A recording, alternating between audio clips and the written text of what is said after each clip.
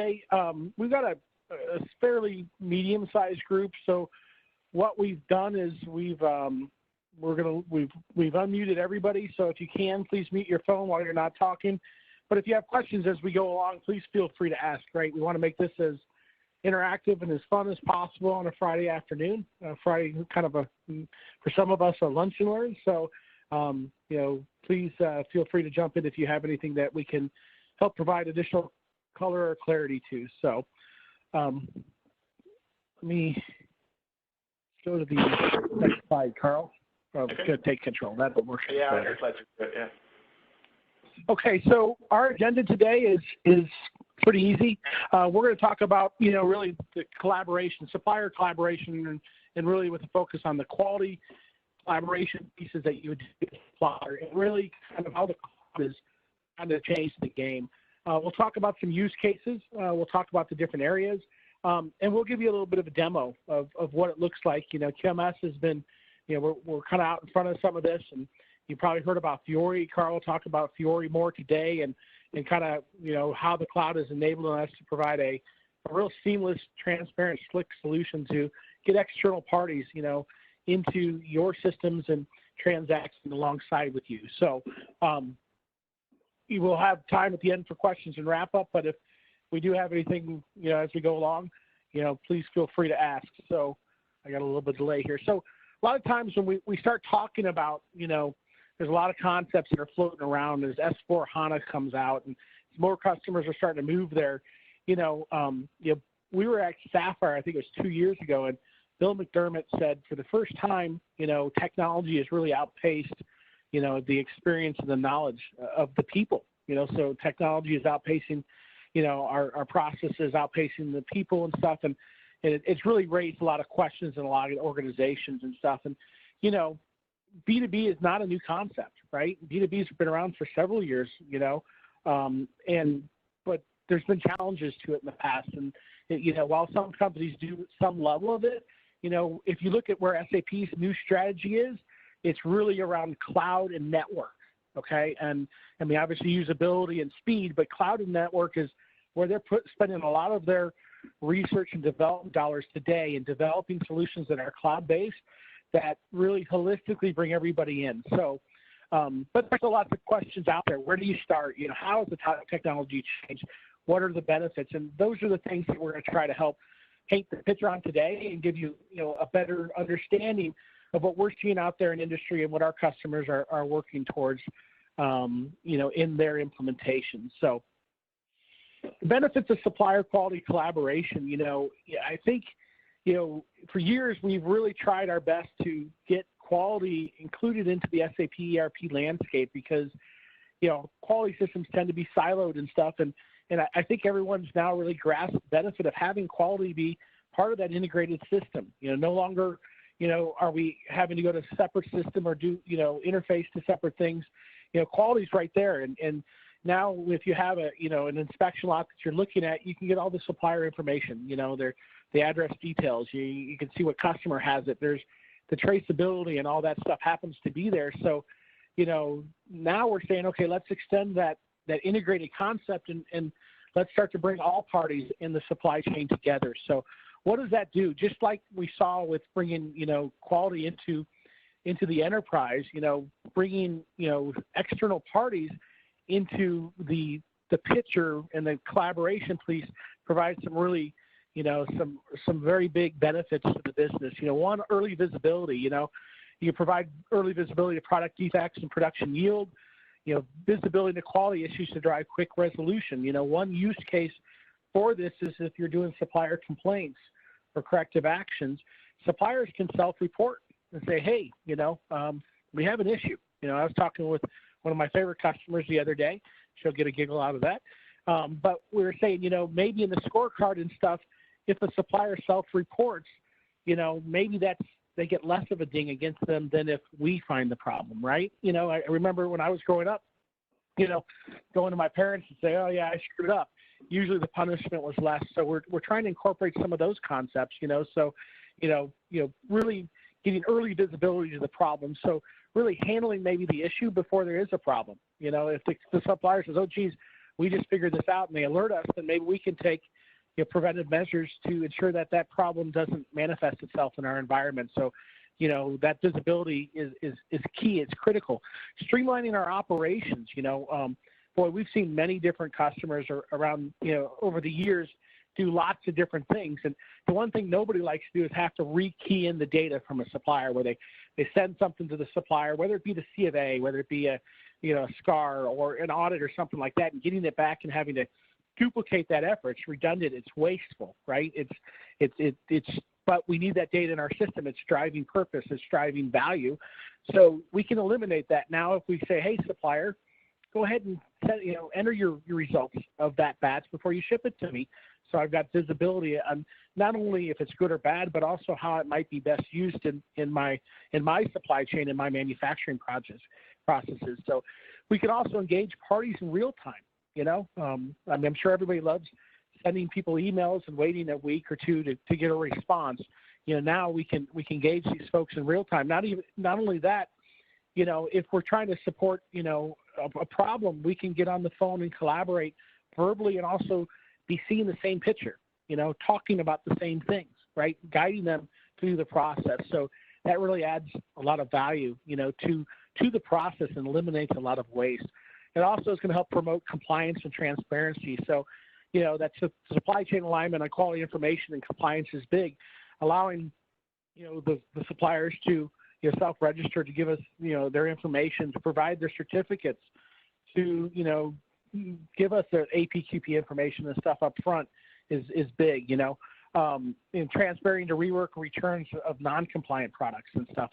And not just, saying, hey, supplier, you've had issues, but showing them, where we found issues and determining if those issues are perceived or real. I think these are all guiding things. So, it's like taking the blinders off. I remember when I started SAP in '97, from an integration perspective, I only saw very few parts of the system. And as I gained my experience, the blinders came off, and this is going to do the same thing for your external parties. It doesn't need to be limited into suppliers. The use cases are pretty big out there, but can also be incorporated into customers and other parties as well. When we talk about the quality digital transformation and where companies are going these days, it's, as I said, Bill McDermott talked about how technology has outpaced, basically our knowledge of the system and consulting. Honestly, over the past couple of years, technology continues to evolve quite rapidly. It's you either going to get on the technology train or you're really going to get left behind. But when you're looking at doing a digital transformation and you're looking at, leveraging some of these concepts and incorporating and implementing them in your business, one of the things we always stress is to, really, focus on, people, process, and technology. It allows you to, look at the processes that you're doing today. And while you may have a leading edge or a world-class system, you need to also make sure the people are committed and trained, and trusted, and they have the expertise and the experience, and that your processes are efficient and streamlined, right? So it's looking at all those pieces and parts. As we really talk about the digital transformation, for us, we break it down into 5 pieces. We want to automate, innovate, simplify, transform, and optimize. These are concepts that both people, process, and all 3 people, processes, and technology can help streamline and move the proverbial path forward. The intelligent enterprise is a concept, obviously, SAP is pushing. And if you've heard about it, just to kind of help frame it up with everything else we're doing, really it talks about the way we work should be as seamless, if not more seamless, than the way we live. And somebody says, people say to me all the time, Mike, what does that mean? Think about your smartphone today. What maybe I was about to say, what can you do on your smartphone? What can't you do on your smartphone, right? You can access music that you don't own, right, through Spotify. My kids order food on Grubhub all the time, right? We can order our groceries, and have our groceries delivered. We can get a plane ticket. We can manage our bank accounts. We can trade stocks. It's almost limitless what we can do with our phone today, right? It's pretty awesome. Now think about when you get to work, and now you're going over to this file cabinet to get this and talking to this person for that and hitting this system for this and logging into a separate system for that, right? The way we work is quite old and antiquated, right? So, we're looking towards the intelligent enterprise to help us to provide this kind of information and these type of techniques at the workplace, so it really provides businesses more time to innovate, right? It's not just trying to keep up and survive. It's working on your business instead of in your business, and that's the key, right? So helping the systems should help prioritize work for us, make recommendations on how to tackle problems, right? You think about your non-conformance scenarios and stuff like that. Yes, we can have tasks predetermined to kick out, but we can start to invoke machine learning and artificial intelligence to say, based upon history, here's the things that we should be doing. We want systems to start to handle simple and repetitive tasks in an automated fashion. Why do we need to do this? Why can't the system do that? It's waste, right? And all of a sudden, if the system is performing some of those repetitive tasks, you have a lot more time on your hands to work, again, on the business. So, uncover patterns and insights across the work system and present them to me so I can make the best decision at the right time. And I think a lot of people are nervous about, we've seen all these movies about robots and things taking over, but they should be a tool to provide the right information to help you make the right decision, okay? So, and there's multiple ways to do that. One way we're really focused on some of this newer concept is providing, an intelligent enterprise user experience. We're seeing a lot of value. S4 has Fiori as its new front end, and we're seeing a lot of value in customers that are leveraging Fiori in their ECC environments, getting their hands dirty early to start to provide that user experience. So, we want to provide a consistent, intelligent, and integrated user experience, simplification of the user experience, and the enterprise applications allows us more time to innovate, right? If we're not having to go to 18 different transactions, enter in 18 different fields, if we can dumb that down and make it much more simple, or automate some of the repetitive tasks, or have more time to do the things that are more important in our business. Mobility is becoming a big thing. Access to information anywhere, anytime, on any device. That is the true north. That's what we're going at. So no longer do you have to carry around maybe a work cell phone or a work computer and find a coffee shop that's got Wi-Fi so that you can get on. Why can't I just get on my smartphone? I'm doing that all the time at home. I want to do that at work as well. So. And lastly, but not least, once we have this simplified user experience and these access to this information anywhere, anytime, on any device, we can enable that B2B collaboration, right? Now, no longer am I trying to have to figure out how do I train this person on how to use a quality notification or an inspection lot, or, how I want the audit corrective action or preventive action fixed. I can provide laser-focused, guided applications that make it very it's intuitive to the casual user, right? So it's making it very simple, very easy to get the information that we need to enhance our business operations.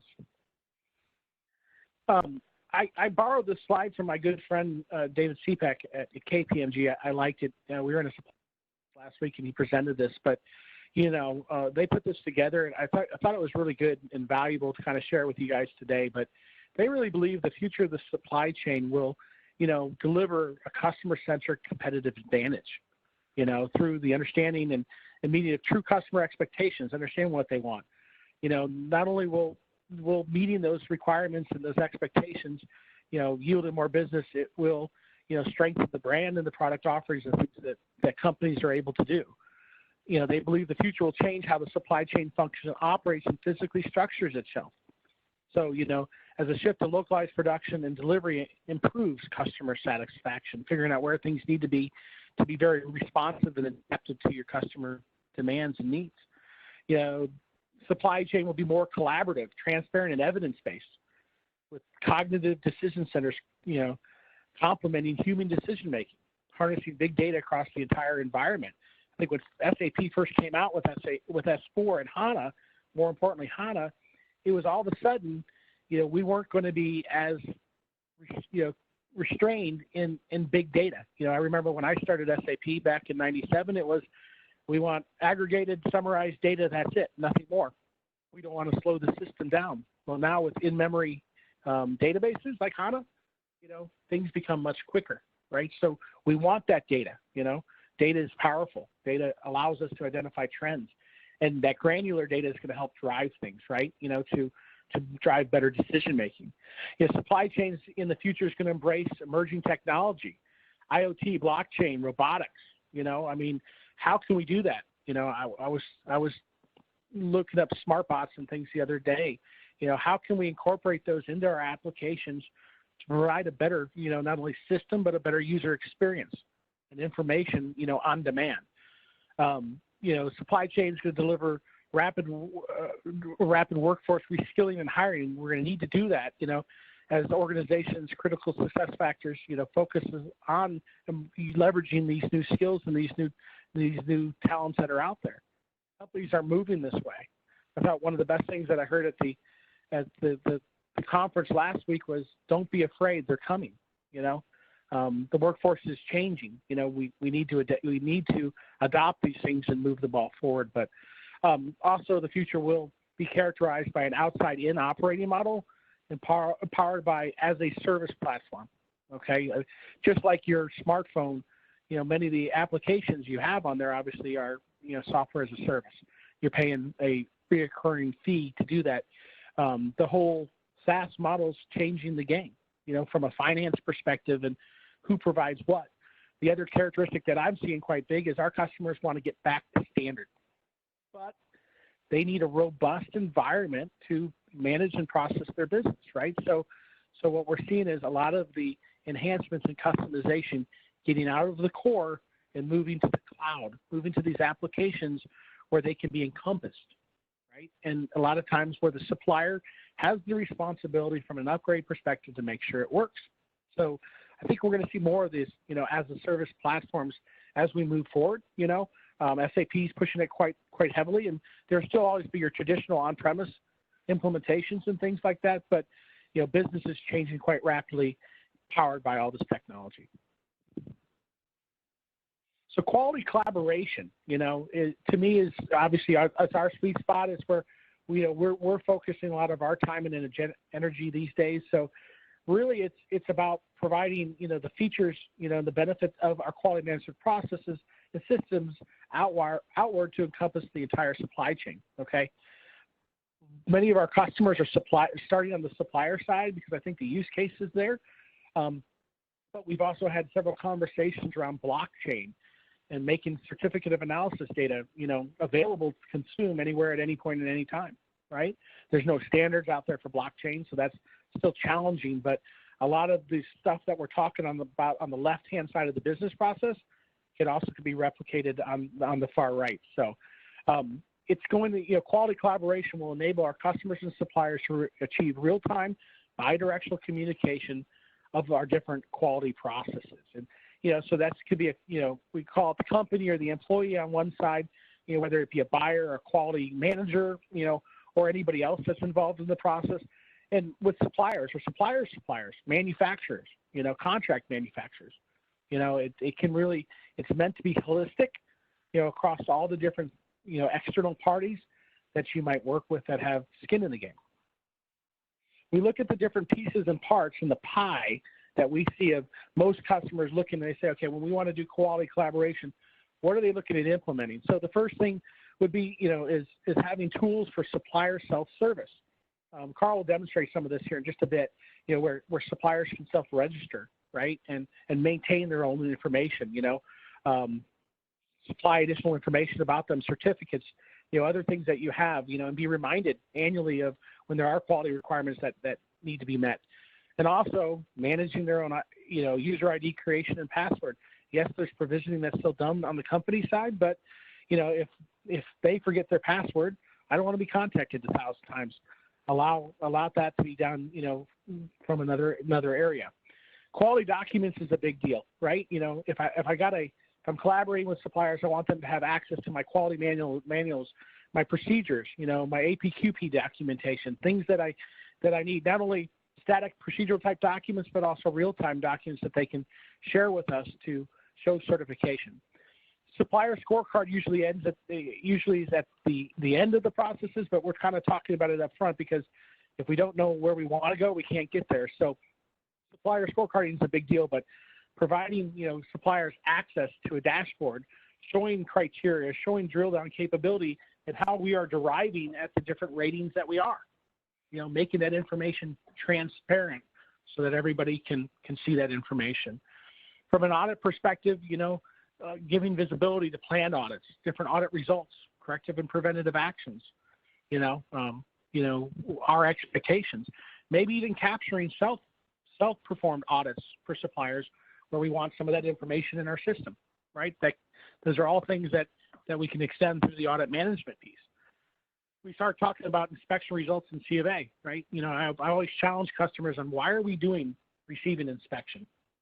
If we have a contract in place to receive a quality product, then why are we double checking? It is an expense to my customers, and how can we get around that? So we have customers now that are having their suppliers enter in pre-shipment results, before they ship the batch, telling us how that batch did, what did it test out on, providing us a PDF of their C of A or C of C, as well as any of the, as we get into APQP and PPAP and control plans and stuff like that, dealing with all that qualification, all the documents and those things up front, so that we have easy access to that to that information.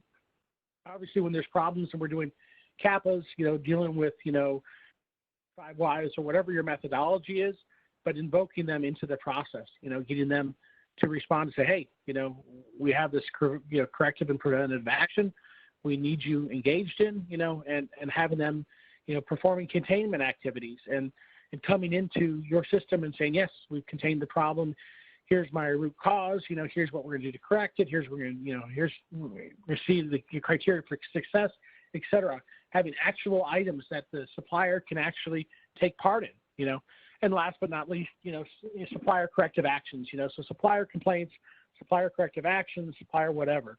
But providing automatic notification and extending the concepts to doing things like cost recovery and involving them in those processes are really the key components. So these are the things, it's basically what you would expect. Anytime we talk about, quality in the procurement side of things, really that quality collaboration, portal, if you will, should provide, functionality to this. Now, I'm sure there's probably going to be a question, but how do we get there all day one? And the truth of the matter is you don't. It is a journey, right? So you have to pick and choose, the value, the areas that are most important to your business and start somewhere. But it's typically done over time. Now, the bigger deal on that is how do we enable this B2B collaboration, right? It's easy to say, okay, I need to do this and stuff like that, but this is where the cloud is changing the game, okay? You probably heard about the cloud. The cloud's out there. It's just basically servers that are out there, but the key component is there's this thing called a cloud connector, and what it allows us to do is to provide apps, that can be accessed on a variety of different, devices. It's device agnostic. It's typically application or, browser agnostic. Doesn't matter if they're on Chrome or Internet Explorer or the iOS, Safari, et cetera. They're able to kind of consume and come into the hub, and access these different applications to perform the functions that we're talking on the last slide. There's typically a user ID. We typically do 2-part authentication. So not only would you provide a user ID, but you would also provide a password or a text. You get a text message to type in a 6-digit code that really verifies you are who you said you are based upon the information that's been maintained. We can then securely provide a tunnel, to any of our on-premise applications in the back end. Okay, so we don't have to go through the firewall. The cloud's going to take us through there, right? And it's not just suppliers that we talk about doing like the Supplier Quality Hub. We will typically have applications that are specific to the company and applications that are specific to the suppliers. Each has a different, perspective. and availability of data, right? I'm not going to show my suppliers all of my cards, but obviously people are maintaining it on the inside. I want them to have access to that information and be able to maintain it, right? So supplier scorecard may be a higher level, for the company, it may be at a lower level, and I have the ability to do different things. Here's a different, viewpoint. It gets a little bit more technical and stuff like that, but again, the key is this firewall has always been the problem, right? How do we get them into our firewall? Do we have to give them a VPN? And now they have access to everything, in my company, and how do I limit them from the stuff?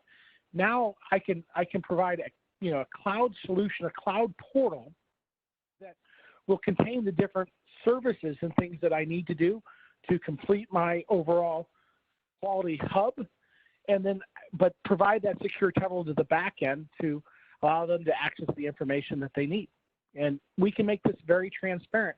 A lot of times while we're in here, we can provide single sign-on to the things in the back end and stuff like that, so they're not having to do it. Because when you really start talking about a holistic supplier collaboration process, you're really dealing with, things outside of quality as well. And there may be solutions like Ariba, could be S4 or ECC, it could be, other systems. It doesn't necessarily matter.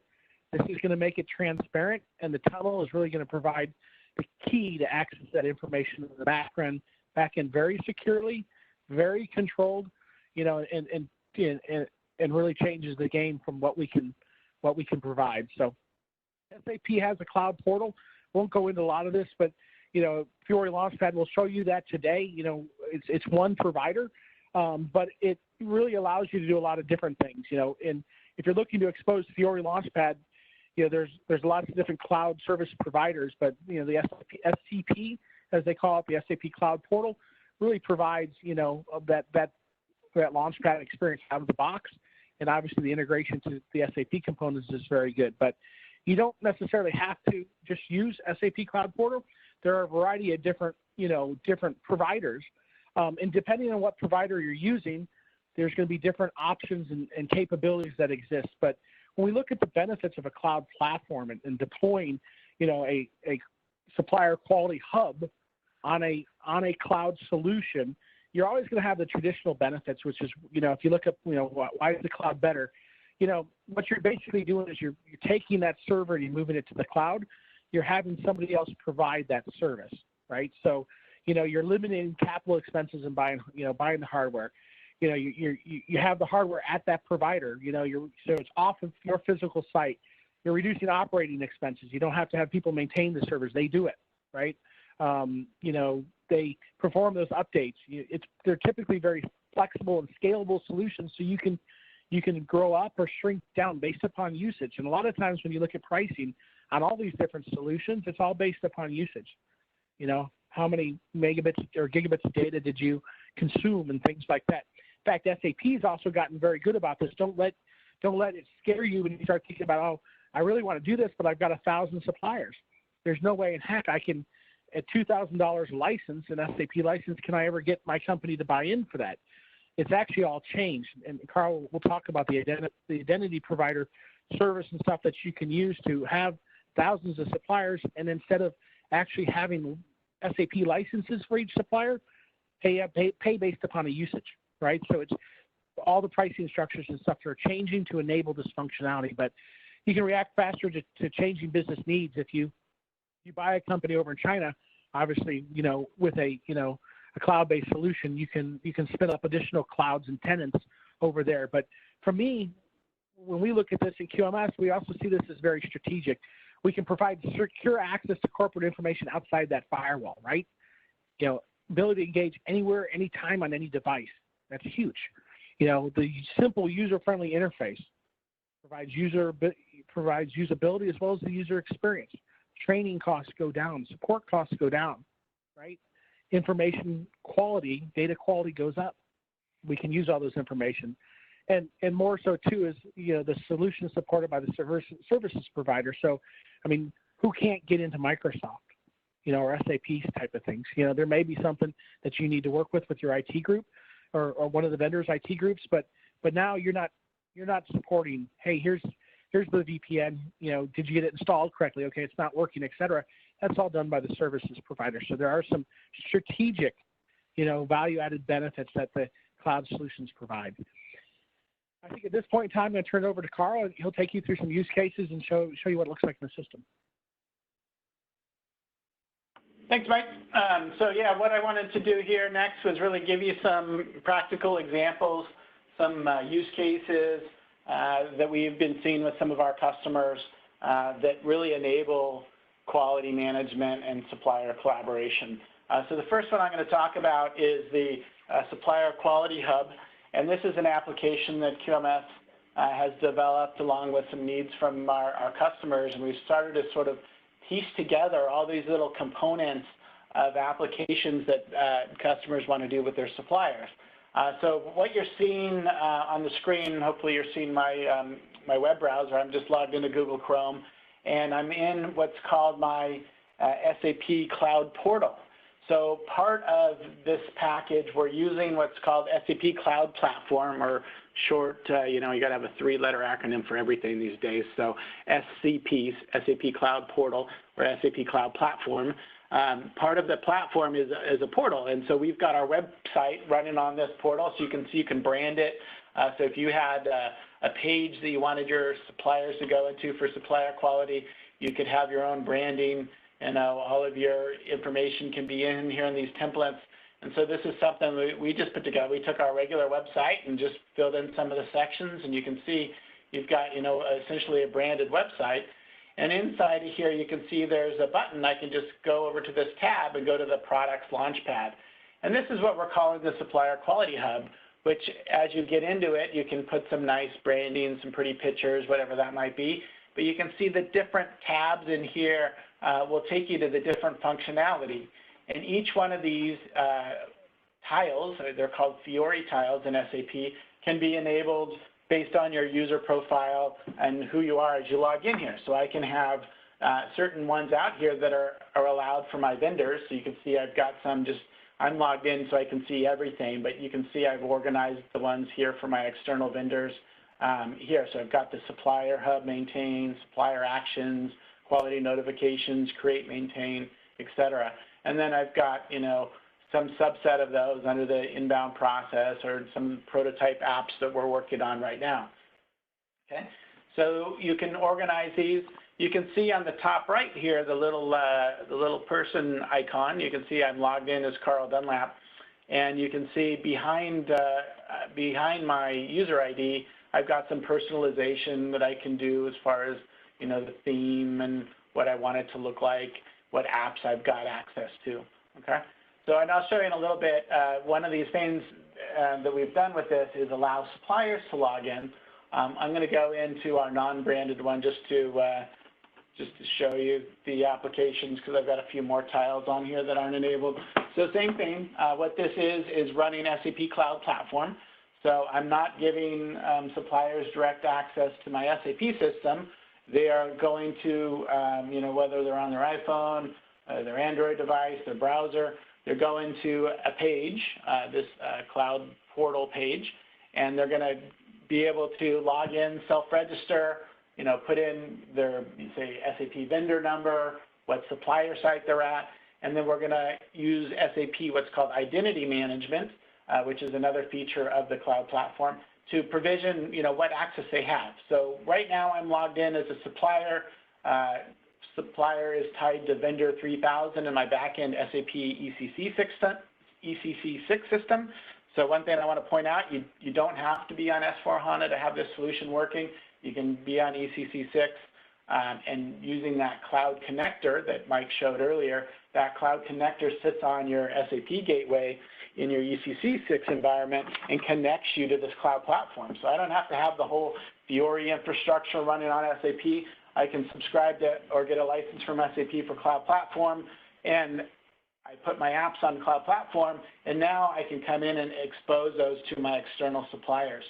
So one use case I'm going to show you is I'm going to go into our application here around supplier electronic certificates of analysis. Okay, so I've got this one here called Supplier Hub Maintain and enter supplier COA. When I click on that app, what it's doing is it's saying it's looking at my user.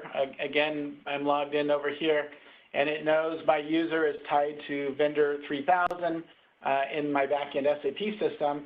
And so what it's doing is it's pulling a list of purchase orders. It's found 45 purchase orders out there based on some criteria I've given it, which is basically to say purchase orders for vendor 3000 that have quality requirements, okay? So what you can see here is I've got a PO in my backend SAP system, 45000175571. We ordered 1,000 pounds of this material, which happens to be this Avena sativa meal extract. It's coming from my vendor, which is 3000, and the status is not checked. And what it's doing is it's saying, I've got a vendor, I've got a PO that's out there for me, and I'm going to provide my customer, in this case the SAP customer, with my quality results. So I'm the supplier. I don't have access.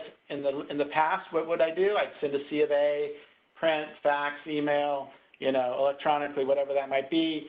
I'd send it along with the shipment or before the shipment, but once the shipment came in, my incoming goods inspection people would grab that C of A and they'd look at all the data, say it's good, start entering that data, maybe duplicating that data into the system.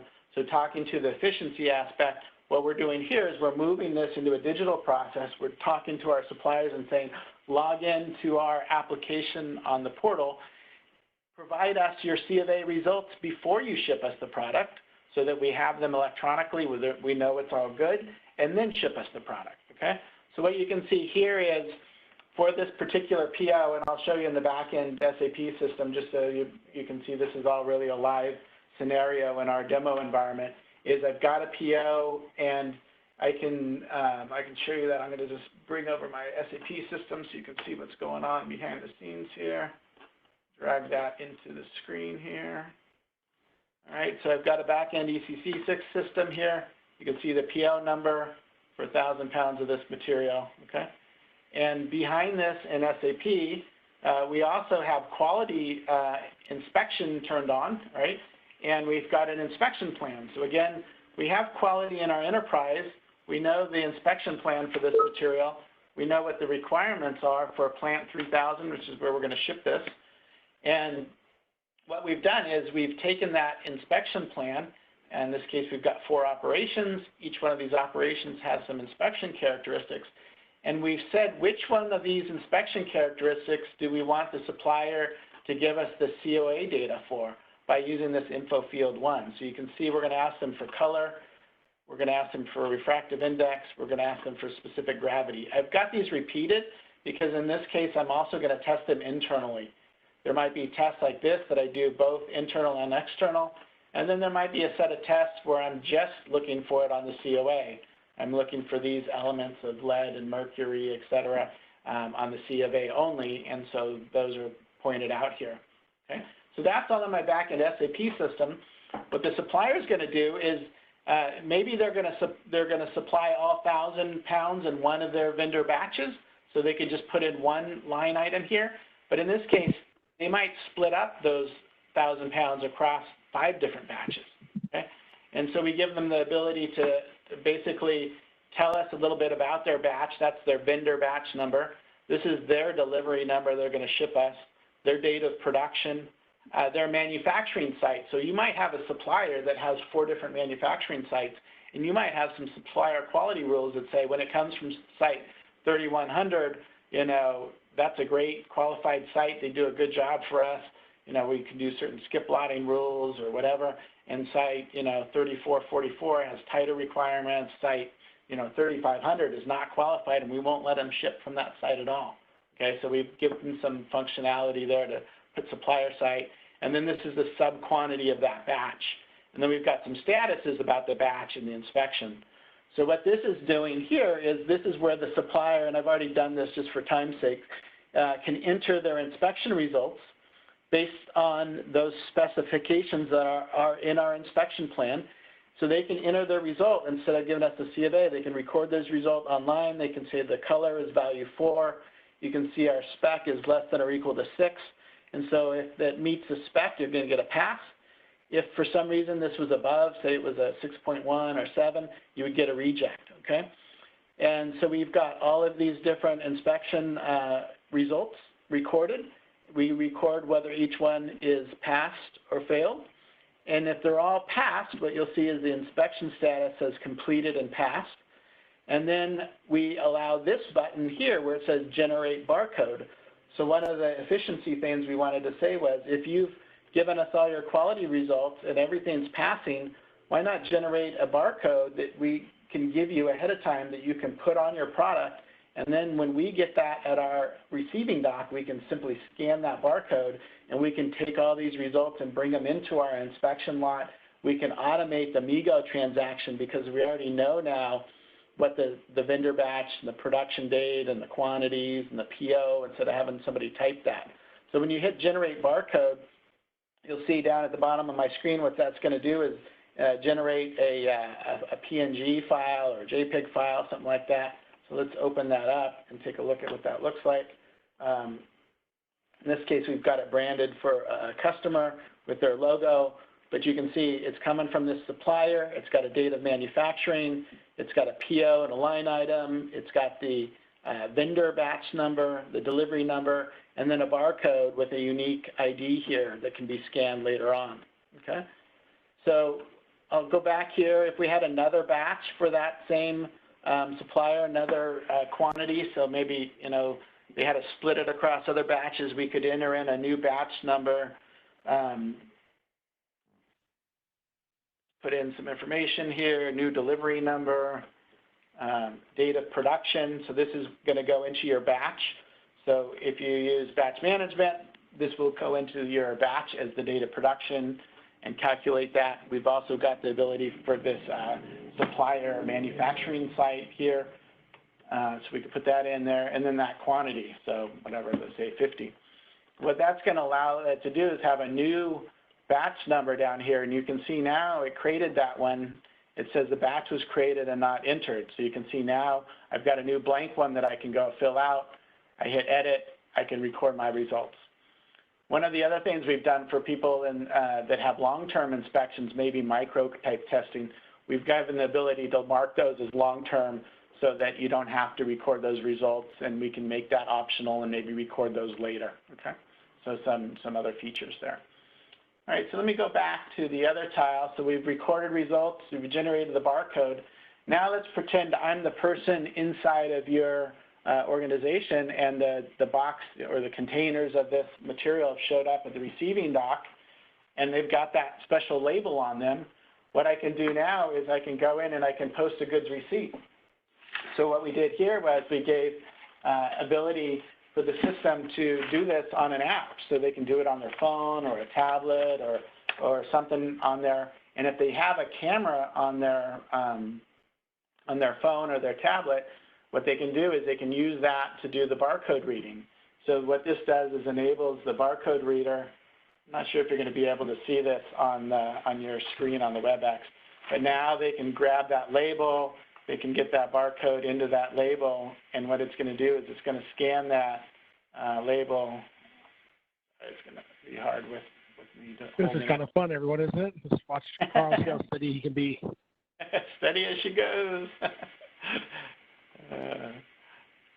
It's hard because it's using the camera wrong, but anyways, I'm going to spare you the detail here.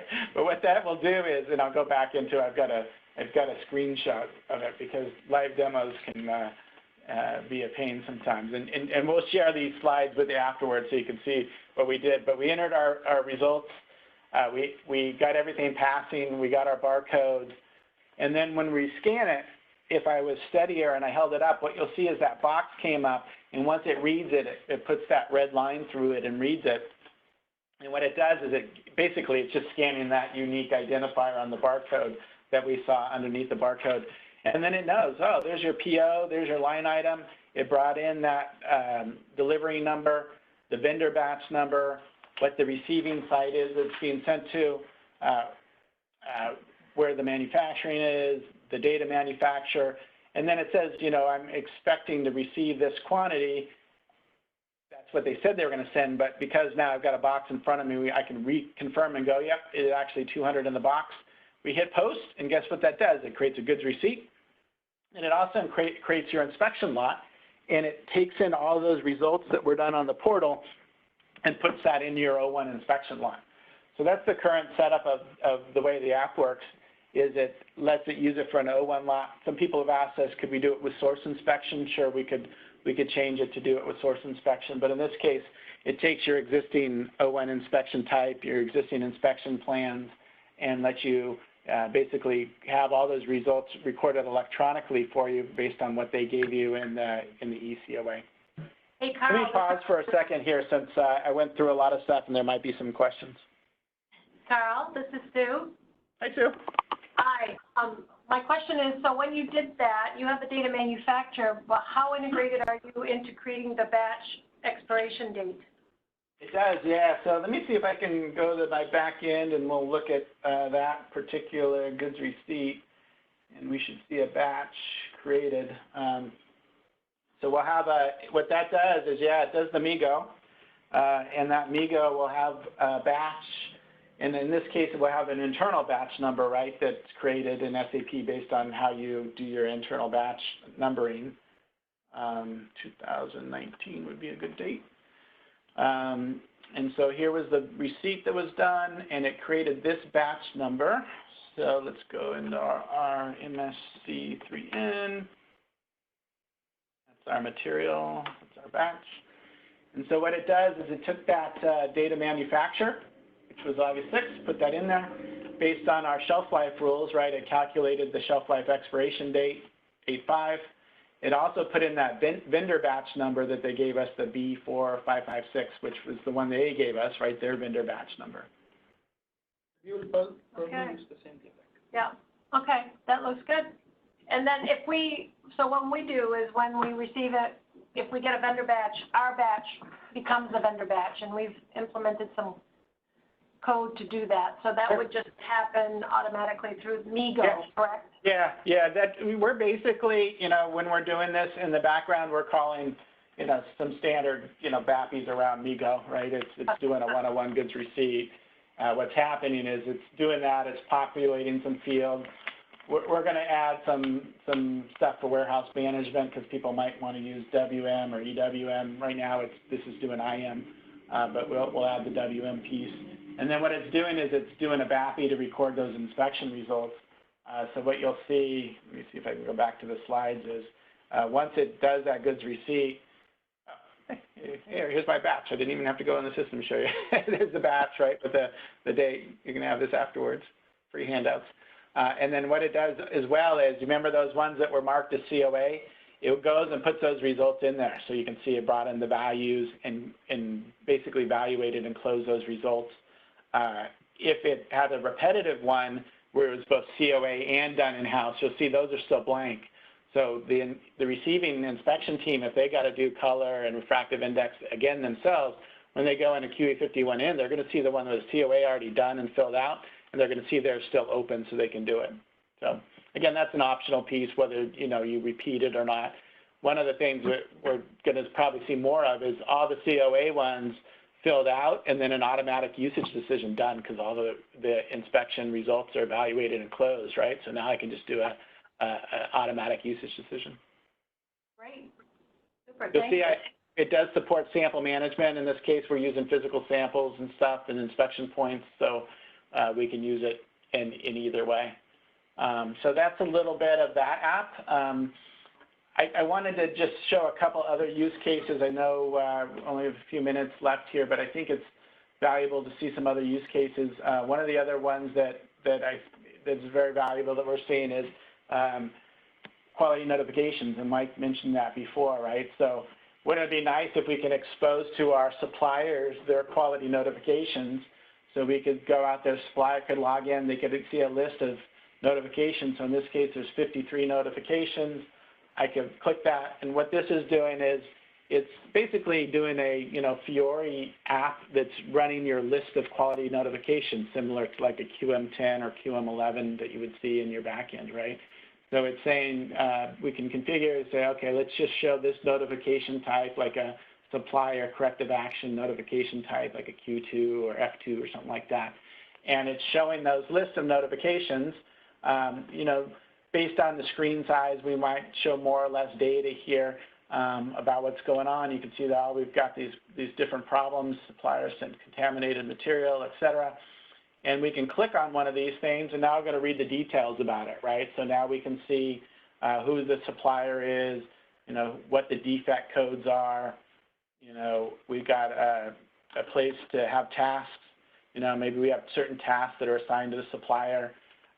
In this case, we're still working on, you know, how do we want the suppliers to respond to their tasks? So we might have a special area where we say, hey, describe what caused the defect, and you know, what's the corrective action you're going to take to resolve the problem, how we're going to prevent this in the future, so that we can have the supplier log in and essentially respond to those tasks or those certain questions, fill that out, and that will go live into your back-end notification in SAP.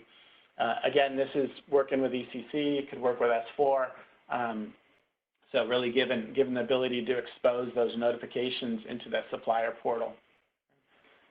So again, it's got the header information, who's, you know, the PO and the material, it's got the defects, it's got the task.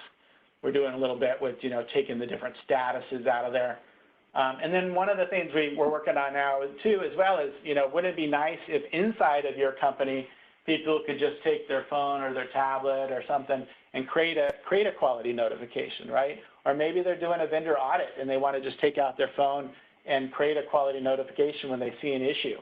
So you could go right into here. We've built the form around this already to pick up different notification types. So let's just say this is a Q2, standard SAP one for complaint against the supplier. And we got a missing COA with last, you know, 4 shipments.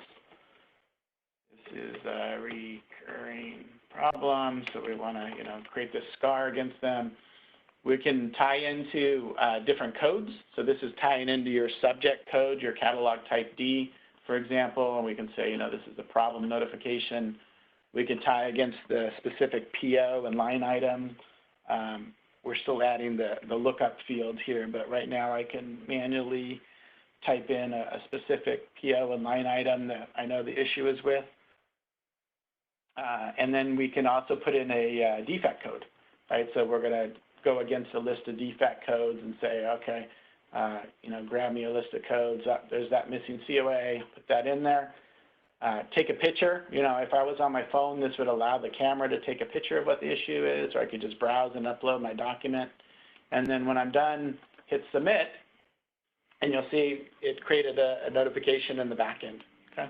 So, you know, a simple Fiori app. This could be used on the shop floor, perfect on the shop floor for taking you know, a non-conformance in production.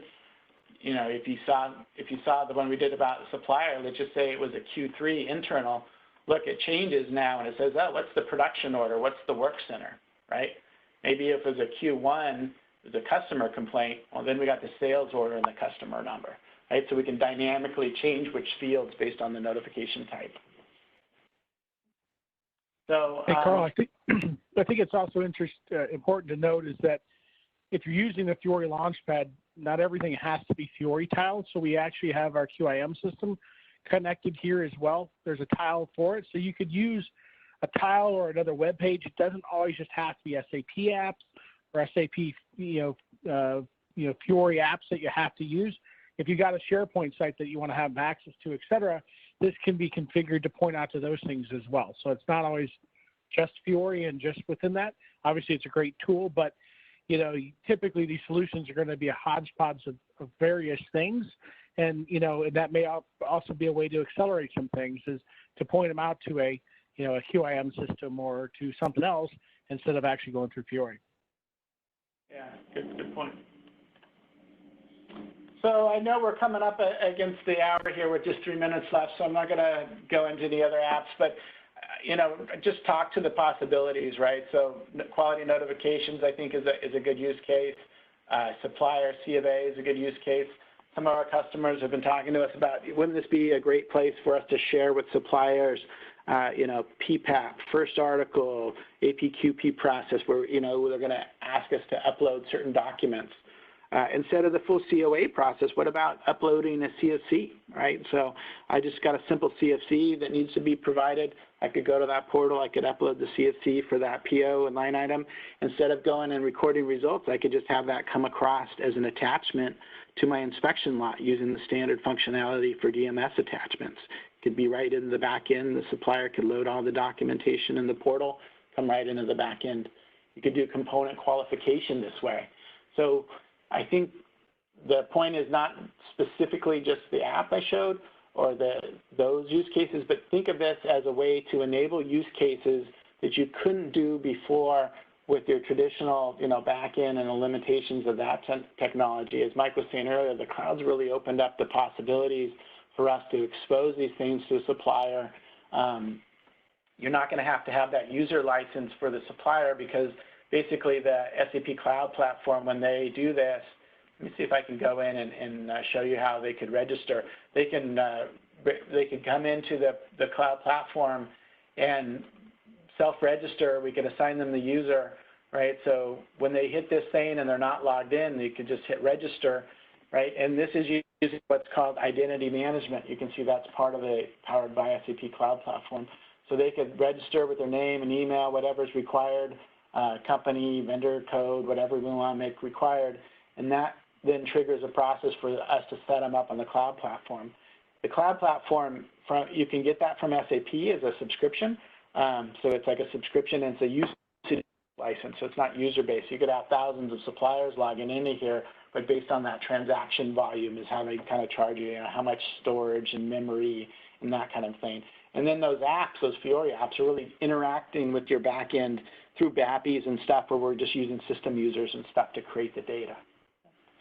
I just wanted to make sure I mentioned some of that. I know we talked about it earlier. I said I'd mention it. So this will create an email, and then I can kind of administer this on the back end and say, okay, you register on here, then I can tie it to your user ID and authorization, so you can just see your notifications and your POs. With a couple minutes to go here, we'll just open it up to questions. Yeah, this is Sue again. So have you got any benchmarks of the cost for a vendor? Like, let's say we have a supplier and we process 1,000 lines, 1,000 PO lines a year, for instance. Do you guys have any estimates or guesstimates about how much that would cost the vendor, the supplier? The supplier? Well, they have to pay. Who's paying for the cloud service? We do.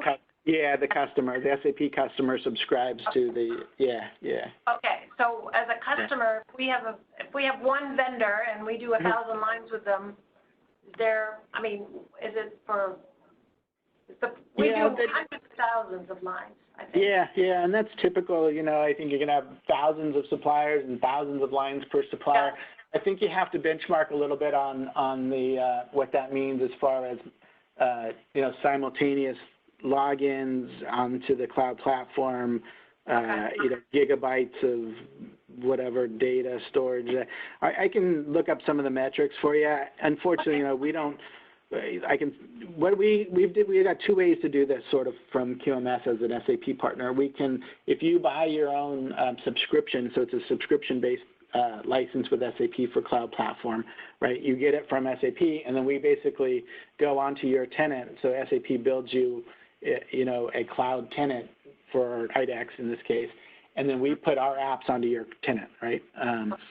And then we can provide those apps as a project or as a software as a service, as a subscription base as well. For people who want us to give them everything together, we can actually embed the SAP Cloud Platform in what SAP calls a platform as a service.